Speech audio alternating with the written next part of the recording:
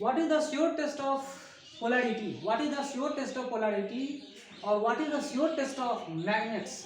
Magnet का sure test क्या है, कोई मैग्नेट होता है उसका श्योर टेस्ट क्या है, अट्रैक्टिव प्रॉपर्टी है या फिर रिपल्सिव प्रॉपर्टी है। क्योंकि एक बात आपको जानना पड़ेगा कि मैग्नेट्स, दो मैग्नेट अगर आपने रखा है तो दोनों मैग्नेट एक दूसरे को अट्रैक्ट भी कर सकता है और एक दूसरे को रिपेल भी कर सकते हैं। ठीक है, इस बात को अच्छे से समझिए। If two I have given, suppose that I have given you the two magnets, मैंने आपको दो मैग्नेट दिया, तो ये दोनों मैग्नेट क्या करेंगे आपस में, एक दूसरे को अट्रैक्ट करेंगे या एक दूसरे को रिपेल करेंगे। व्हाट विल हैपन देन, क्या होगा आप खुद भी देख सकते हैं, प्रैक्टिकली आप जानते होंगे। If you are given the two magnets then they either can attract each other or either they can repel each other, या एक दूसरे को अट्रैक्ट कर सकते हैं या नहीं तो एक दूसरे को क्या कर सकते हैं, क्या कर सकते हैं, रिपेल कर सकते हैं। तो ये श्योर टेस्ट नहीं है मैग्नेटिक प्रॉपर्टी का, मैग्नेट का प्रॉपर्टी का ये श्योर टेस्ट नहीं है कि मैग्नेट है। इसको श्योर टेस्ट क्या है, श्योर टेस्ट क्या है, रिपल्सन है या नहीं तो क्या है, क्या है, अट्रैक्शन है या रिपल्सन है, क्या है sure test, what is the sure test. ठीक है, तो श्योर टेस्ट है क्या, श्योर टेस्ट क्या होता है, तो श्योर टेस्ट रिपल्सन होता है, दो मैग्नेट एक दूसरे को रिपेल करेंगे। ठीक है, चलिए अट्रैक्शन की बात जहां तक है, जैसे हम अट्रैक्शन की बात करेंगे तो अट्रैक्शन में चलो कि दो मैग्नेट एक दूसरे को अट्रैक्ट भी करेंगे, कैसे अट्रैक्ट करेंगे आप समझिए कि एक बार मैग्नेट हमने यहाँ रखा, ये नॉर्थ पोल और ये मान लो साउथ पोल, और ये दूसरा मैग्नेट अगर हमने घुमा के रख दिया नॉर्थ पोल और इधर साउथ पोल, तब एक दूसरे को अट्रैक्ट करेंगे। तब तो ये श्योर टेस्ट ऑफ मैग्नेट नहीं हुआ ना, ये अट्रैक्ट कर रहा है। ठीक है, तो क्या श्योर टेस्ट होता है मैग्नेट का, क्या श्योर टेस्ट होता है मैग्नेट का, चलो यहाँ अट्रैक्ट कर लिया कोई दिक्कत नहीं, अट्रैक्ट कर रहा है, रिपेल भी करता है, मैग्नेट रिपेल भी करती है। चलो यहाँ हम फिर से आपको दिखा रहा हूँ, ये नॉर्थ पोल ये साउथ पोल, अगर हमने इस तरह से अरेंजमेंट रखा साउथ पोल नॉर्थ पोल, तो यहाँ होगा रिपेल, यहाँ होगा रिपेल। ठीक है, यहाँ होगा रिपल्सन, आप गौर से देखिए कि यहाँ होगा रिपल्सन। लेकिन सबसे बड़ी बात यह है कि अट्रैक्शन की बात अगर मैं कहूँ, what is the sure test of polarity, अगर मैं अट्रैक्शन का जिक्र किया तो अगर हमने मैग्नेट यहाँ पे रखा, आयरन के फिलिंग्स अगर हमने कहीं पर भी रख दिए हो तो क्या करेंगे, क्या करेगा, ये बार मैग्नेट इनको भी अट्रैक्ट करना शुरू कर देगा। ठीक है, एक जितने सारे आयरन फिलिंग्स है सबको अट्रैक्ट करना शुरू कर देगा। तो देखिए यहाँ भी अट्रैक्शन हो रहा था, यहाँ भी अट्रैक्शन हो रहा है, ये मैग्नेट है और ये आयरन फिलिंग्स है, ये सब क्या है, आयरन के फिलिंग्स हैं, आयरन के पार्टिकल्स हैं। तो चलिए आयरन की फिलिंग्स को भी अट्रैक्ट कर रहा है और इसको भी अट्रैक्ट कर रहा है, तो अट्रैक्शन क्या है, attraction is not the sure test of polarity, attraction is not the sure test of polarity, sure test of polarity is only the repulsion, only the repulsion। दो मैग्नेट अगर है इन दोनों के बीच में रिपल्सन होगा। किस तरह से हमने व्यवस्था किया, नॉर्थ साउथ साउथ नॉर्थ, इस तरह से हमने अगर फेस कर दिया तो क्या होगा, रिपल्सन होगा। यहाँ देखिए मान लो दो बार मैग्नेट है, ठीक है, ये दो मैग्नेट है, यहाँ हमने इन दोनों को क्या कर दिया है, ये इसका नॉर्थ पोल इसका साउथ पोल, तो यहाँ अगर रखा दोनों को अट्रैक्ट करेंगे। लेकिन अगर हमने घुमा दिया साउथ को साउथ से घुमा दिया क्या होगा, रिपेल करना शुरू कर देगा। तो repulsion is the sure test of polarity, not the attraction, क्योंकि अट्रैक्शन यहाँ भी हो रहा है, एक मैग्नेट और नॉन मैग्नेटिक सॉरी एक बार मैग्नेट और एक अनमैग्नेटाइज्ड सब्सटेंस में भी हो रहा है, आयरन में भी है, अनमैग्नेटाइज्ड सब्सटेंस में भी हो रहा है, इसमें भी हो रहा है। तो attraction is not the sure test of polarity but the repulsion is sure test of polarity, ये आप समझ गए होंगे। ठीक है, ये आप लोग 9th 10th क्लास से ही पढ़ रहे हैं, 8th क्लास से स्टार्ट हो जाता है। तो क्यों होता है वो देखिए, due to induction effect, due to induction effect a pole and a piece of unmagnetized due to induction effect a pole or a unmagnetized material can attract each other, एक दूसरे को अट्रैक्ट कर सकते हैं। इंडक्शन इफेक्ट क्या होता है, induction effect क्या होता है वो समझिए। इंडक्शन इफेक्ट का मतलब ये होता है कि मान लो हमने यहाँ पे एक आयरन का पीस रखा, आयरन का पीस रखा और यहाँ पे हमने नॉर्थ पोल रखा, तो नॉर्थ पोल जैसे ही यहाँ पे रखेंगे ये इंडक्शन से साउथ पोल बन जाएगा अट्रैक्ट करने के लिए, और ये अपोजिट क्या होगा, ये नॉर्थ पोल बन जाएगा। ये इंडक्शन इफेक्ट कहलाता है, मैग्नेटिक इंडक्शन कहते हैं इसको। कैसा इंडक्शन बोलते हैं, ड्यू टू मैग्नेटिक इंडक्शन, इसको हम बोलेंगे मैग्नेटिक इंडक्शन, इलेक्ट्रोस्टैटिक नहीं, ये मैग्नेटिक इंडक्शन कहलाता है। Due to magnetic induction when a bar magnet is placed inside around a unmagnetized material, then opposite pole is created here, opposite pole create हो जाता है यहाँ पर। अगर ये नॉर्थ है तो साउथ हो जाएगा, अगर ये साउथ है और इसके पास अगर रख दिया तो नॉर्थ क्रिएट हो जाएगा। जैसे हमने इलेक्ट्रोस्टैटिक्स में पढ़ते थे ना, इलेक्ट्रोस्टैटिक इंडक्शन क्या होता था, अगर कोई पॉजिटिव चार्ज पार्टिकल है तो इलेक्ट्रोस्टैटिक इंडक्शन की वजह से दूसरे सबस्टेंस, दूसरे अनचार्ज मटेरियल में, दूसरे अनचार्ज सबस्टेंसेस में क्या करेगा, पॉजिटिव चार्ज क्या करेगा, निगेटिव चार्ज को इंड्यूस कर देगा। ये टेम्पोररी इफेक्ट है, it is a temporary effect, not the permanent effect. ठीक है, परमानेंट इफेक्ट नहीं है। तो चलिए आगे चलते हैं। तुरंत होता है इंडक्शन इफेक्ट, क्या होता है, तुरंत होता है, और नजदीक लाते हैं तो होता है, दूर पे इसका असर नहीं रहता। ठीक है, तो इस तरह के इफेक्ट को हम लोग मैग्नेटिक इंडक्शन इफेक्ट भी बोलते हैं। ठीक है, चलिए आगे चलते हैं।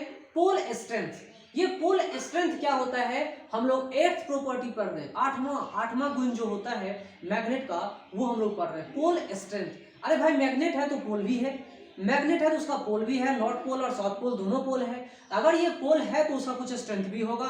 उस स्ट्रेंथ को हम कैसे मेजर करते हैं, ठीक है, उस स्ट्रेंथ को हम लोग कैसे मेजर करते हैं, तो उस स्ट्रेंथ को मेजर करने के लिए हमने एक क्वांटिटी दे दिया प्लस एम और माइनस एम।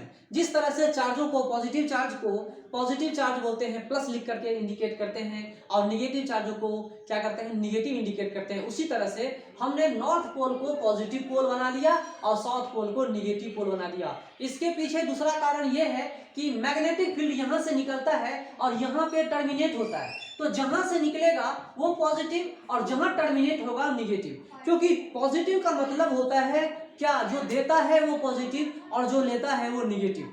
बात को याद रखिए, समझिए। जो चीज, जो व्यक्ति, जो सामान, जो आदमी किसी चीज को देता है, कुछ भी देता है तो पॉजिटिव कहलाता है, और जो लेता है वो निगेटिव कहलाता है। तो नॉर्थ पोल को हमने एज्यूम कर लिया कि ये एक पॉजिटिव पोल है, नॉर्थ पोल को हमने क्या बना दिया, positive pole. North pole is assumed as positive and south is assumed as negative. ठीक है, लेकिन इसके पोल स्ट्रेंथ को, इसके ताकत को हम कैसे बताएंगे, तो एक क्वांटिटी दे दिया हमने पोल स्ट्रेंथ को स्मॉल एम से इसका हम स्ट्रेंथ को पता करेंगे। तो प्लस एम डालने से क्या होगा, प्लस एम डालने से उसका पॉजिटिव स्ट्रेंथ निकल के सामने आ रहा है, उतना ही इक्वल स्ट्रेंथ निगेटिव स्ट्रेंथ यहाँ पे आ रहा है। भगवान ने अगर पॉजिटिव स्ट्रेंथ दे रखा है, उसी मैग्नेट में भगवान ने उतना ही निगेटिव स्ट्रेंथ भी दे रखा है, उतना ही दे रखा है।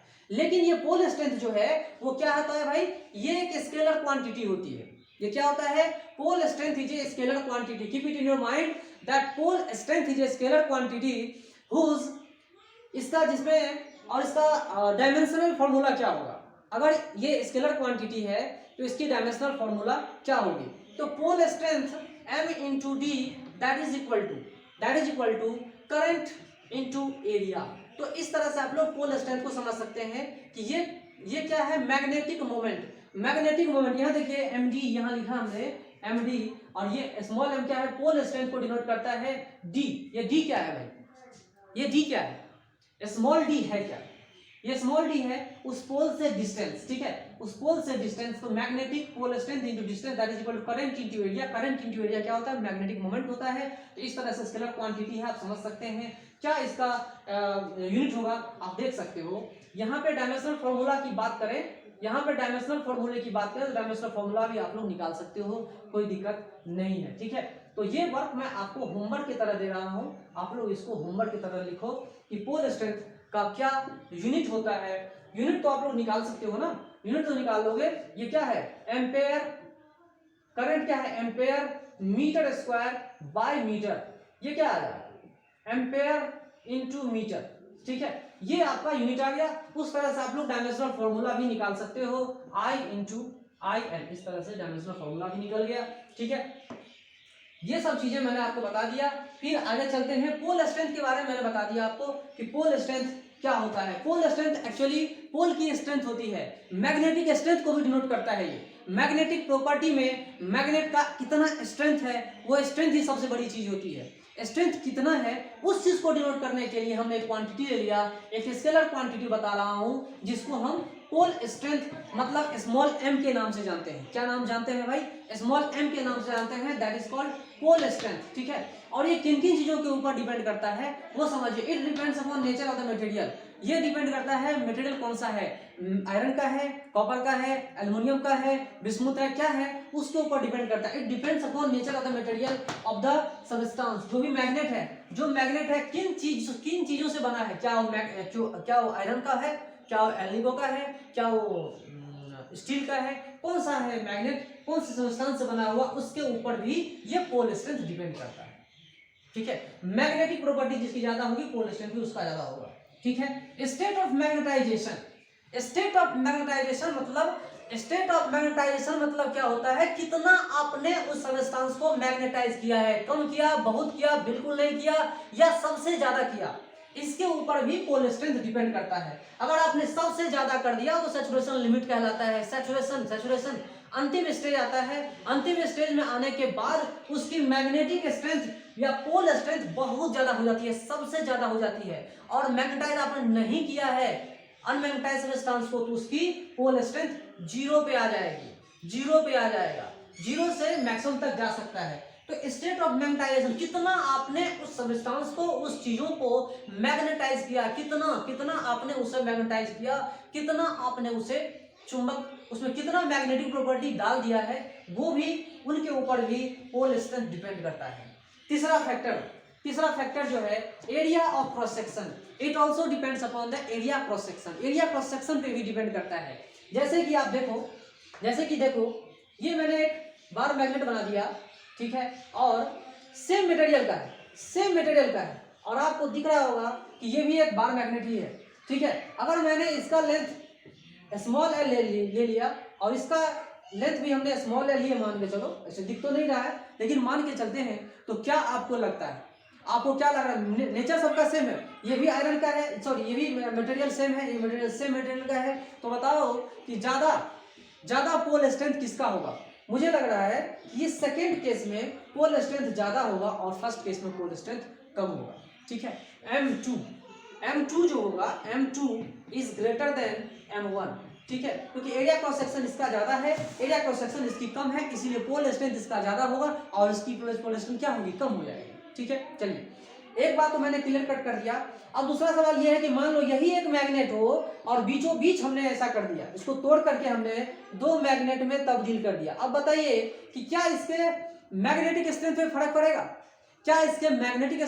पड़ेगा, बिल्कुल नहीं पड़ेगा। यहाँ देखिए एरिया क्रॉस सेक्शन दोनों का सेम है, अगर इसका पोल स्ट्रेंथ हमने m रखा था तो इसका पोल स्ट्रेंथ भी m ही होगा। बात को याद रखिएगा इस चीज को। एरिया क्रॉस सेक्शन पे पोल स्ट्रेंथ डिपेंड करता है, एरिया क्रॉस सेक्शन सेम है तो पोल स्ट्रेंथ भी सेम होगा। चलिए यहाँ हम क्या करते हैं, इन दोनों को बीचों बीच काटते हैं, बीचों बीच मैग्नेट को बनाएंगे, यहाँ पे काटते हैं इस तरह से, उसके लेंथ के लिए हमने काटा इसको। अब बताइए क्या कहानी होगी। अब इसका जो पोल स्ट्रेंथ है और इसका जो पोल स्ट्रेंथ है, ठीक है, क्या सेम होगा या आधा आधा होगा, क्या होगा। तो मैंने कहा था कि अगर मैंने आधा आधा एरिया क्रॉस सेक्शन डाल दिया a/2 और ये भी हो गया a/2, तो बताइए पोल स्ट्रेंथ क्या होगा, आधा आधा हो जाएगा। क्योंकि मैंने बताया था कि ये जो है डायरेक्टली प्रोपोर्शनल, आप कह सकते हो directly proportional to area cross section, pole strength is directly proportional to area cross section. तो आप समझ सकते हो अगर एरिया क्रॉस सेक्शन पे डिपेंड कर रहा है तो यहाँ पे भी आप देख सकते हो कि m जो है डायरेक्टली एरिया क्रॉस सेक्शन पे डिपेंड कर रहा है। यहाँ पे आप देखिए md is equal to current into area cross section, मतलब m is directly proportional to area cross section of the magnet. Magnet के एरिया क्रॉस सेक्शन पे डायरेक्टली डिपेंड कर रहा है, इसको अगर आधा करूंगा तो एरिया आधा हो जाएगा, ये डबल हो तो ये भी डबल हो जाएगा। ठीक है, तो इस तरह से हमने इतना सारा चीज बताया आपको। चलिए आगे चलते हैं, मैंने आपको पोल स्ट्रेंथ के बारे में बता दिया, फिर चलते हैं आगे। सैचुरेशन लिमिट मैंने बता दिया कि मैक्सिमम सैचुरेशन लिमिट क्या होती है, एरिया क्रॉस सेक्शन के ऊपर भी पोल स्ट्रेंथ डिपेंड करता है। पोल स्ट्रेंथ किसके ऊपर डिपेंड करता है, एरिया क्रॉस सेक्शन के ऊपर भी डिपेंड करता है, इन सब चीजों के ऊपर भी डिपेंड करता है। Nature of material, state of magnetization. ठीक है, चलते हैं फिर, अब चलते हैं मैग्नेटिक मोमेंट। मैग्नेटिक मोमेंट के ऊपर चलते हैं कि ये मैग्नेटिक मोमेंट होता क्या है। Actually pole strength is a scalar quantity but magnetic moment is a vector quantity. Magnetic moment एक वेक्टर क्वांटिटी होती है। ठीक है, जैसे हम उसको रिप्रेजेंटेशन कैसे करेंगे आप बताता हूं। देखो मैग्नेटिक मोमेंट क्या होता है, magnetic moment is a vector quantity. जैसे इलेक्ट्रिक मोमेंट हम लोग पढ़ते थे इलेक्ट्रोस्टैटिक्स में, इलेक्ट्रिक मोमेंट क्या होता है उसी तरह से मैग्नेटिक मोमेंट होता है। तो मैग्नेटिक मोमेंट में मैंने एक पोल स्ट्रेंथ को पॉजिटिव चार्ज के तरह माना, एक पॉजिटिव पोल स्ट्रेंथ, एक निगेटिव पोल स्ट्रेंथ। तो यहाँ पे मान लो दो मैग्नेट है, इसका पॉजिटिव पोल स्ट्रेंथ, इसका निगेटिव पोल स्ट्रेंथ, ठीक है, positive pole strength and negative pole strength. तो पोल स्ट्रेंथ एक दोनों में से एक का मैग्नीट्यूड लेते हैं m into L note. L note is the effective length. Direction देखिए, इफेक्टिव लेंथ यहां से लेकर यहां तक ये इफेक्टिव लेंथ है, ये इफेक्टिव लेंथ है, याद रखिएगा। ये क्या है भाई? Effective length, note the actual length, note the actual length. और ये एक्चुअल लेंथ भी नहीं है, ये क्या है? इफेक्टिव लेंथ है, मैग्नेटिक लेंथ है। तो pole strength into effective length vector, और ये इफेक्टिव लेंथ वेक्टर किधर दिखा रहा है भाई? तो साउथ पोल से नॉर्थ पोल की तरफ इसकी डायरेक्शन होगी। देखो इसमें स्केलर क्वांटिटी नहीं है, ये एक्चुअली मैग्नेटिक मोमेंट जो है वो एक वेक्टर क्वांटिटी है। Magnetic moment vector is a vector quantity. Magnetic moment is a vector quantity because it has both magnitude as well as direction. Magnitude भी है, डायरेक्शन भी है। मैग्नीट्यूड क्या है भाई? तो pole strength into this length vector. ये length vector क्या है भाई? तो साउथ पोल से नॉर्थ पोल की तरफ जो डायरेक्शन दिखा रहा है इसको हम लेंथ वेक्टर बोलेंगे, ठीक है। तो यहाँ हमने लिखा है pole strength small m into length vector. ये वेक्टर क्वांटिटी है, डायरेक्शन इसका याद रखिएगा, साउथ पोल से नॉर्थ पोल, ठीक है। तो चलिए मैग्नेटिक मोमेंट आपने एक सिंगल का बता दिया, कोई दिक्कत नहीं है। लेकिन दो मैग्नेट अगर हमने इस तरह से रख दिया, एक की मैग्नेटिक मोमेंट m1, दूसरे के मैग्नेटिक मोमेंट m2, तो बताइए इन दोनों के वजह से नेट मैग्नेटिक मोमेंट कितनी होगी? इसका डायरेक्शन हमने इधर बताया, जनरल केस बता रहा हूं मैं, जनरल केस। और इन दोनों का वजह से एक नेट मैग्नेटिक मोमेंट होगा m।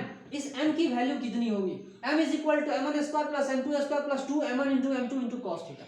इस तरह से हम लोग समझ सकते हैं। तो ये मैग्नेटिक मोमेंट जो है, इन दोनों बार मैग्नेट की वजह से जो मैग्नेटिक मोमेंट आएगा, ये किन किन चीजों के ऊपर डिपेंड करता है? इन दोनों के मैग्नेटिक मोमेंट के ऊपर डिपेंड करता है, प्लस एंगल के बीच में भी डिपेंड करता है। अगर इन दोनों के बीच में एंगल 0 है तो मैक्सिमम मैग्नेटिक मोमेंट हो जाएगा। ये उठा के इसी के ऊपर हमने डाल दिया तो मैग्नेटिक मोमेंट क्या हो गया? मैक्सिमम।